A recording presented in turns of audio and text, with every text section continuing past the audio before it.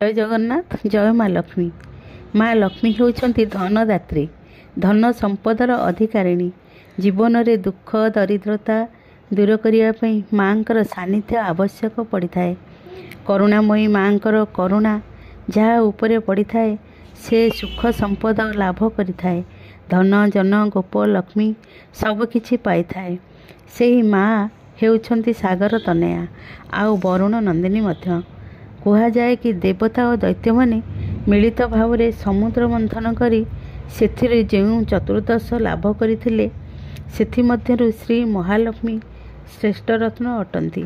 सेही रत्न को भगवान विष्णु निजर अर्धांगिनी रूप रे ग्रहण करि नेइथिले। तेणु लक्ष्मी विष्णु पत्नी, विष्णु बल्लभा और विष्णुप्रिया नाम रे परिचित अटंती। समुद्ररु जात होइथिबारु से सिंधुतनया नाम धारण करिछंती।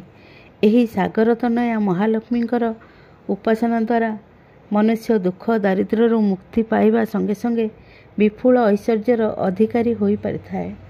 तेणु माँ महालक्ष्मी समुद्र मंथन समय रे समुद्ररु बाहर थिबारु माँ को सागरतनया कहा जाय थाए।